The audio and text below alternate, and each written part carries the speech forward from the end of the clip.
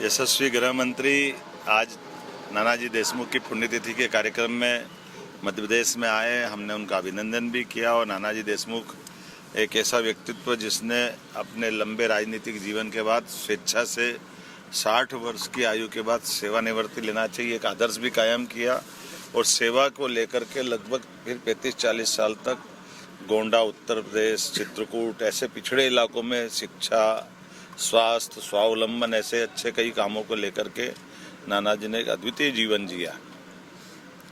हमें गर्व है यशस्वी प्रधानमंत्री ने उनको भारत रत्न की उपाधि से भी नवाजा। यद्यपि उनका व्यक्तित्व तो और बड़ा था और अजात शत्रु थे, उनका कोई शत्रु नहीं, सब पार्टी के लोग उनका सम्मान करते थे।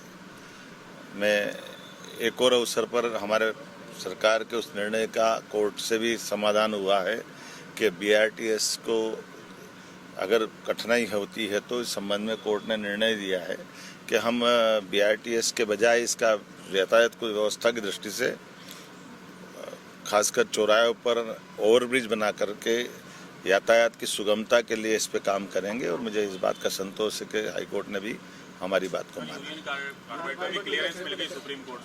ये कांग्रेस के पाप थे।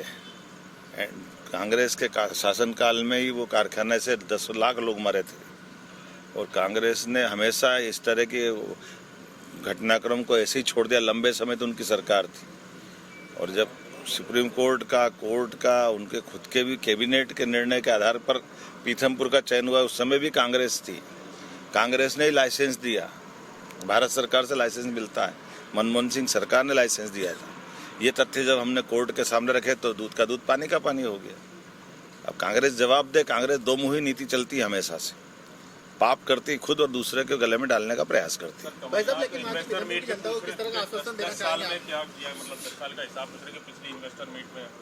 उनके टाइम तो माइनस में थी कांग्रेस की, 55-56 से सरकार रही है और 2003-04 तक औद्योगिक विकास दर एक भी नहीं थी, माइनस में थी।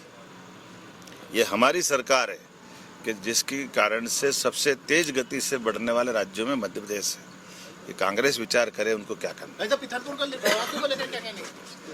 हमसे जुड़े रहने के लिए हमारे YouTube चैनल को सब्सक्राइब करें और नई वीडियो की नोटिफिकेशन के लिए बेल आइकॉन को दबाएं। अगर आप ये वीडियो Facebook पर देख रहे हैं तो लाइक जरूर करें और ज्यादा से ज्यादा शेयर करें। धन्यवाद। हमसे जुड़े रहने के लिए हमारे YouTube चैनल को सब्सक्राइब करें और नई वीडियो की नोटिफिकेशन के लिए बेल आइकॉन को दबाएं। अगर आप ये वीडियो Facebook पर देख रहे हैं तो लाइक जरूर करें और ज्यादा से ज्यादा शेयर करें। धन्यवाद।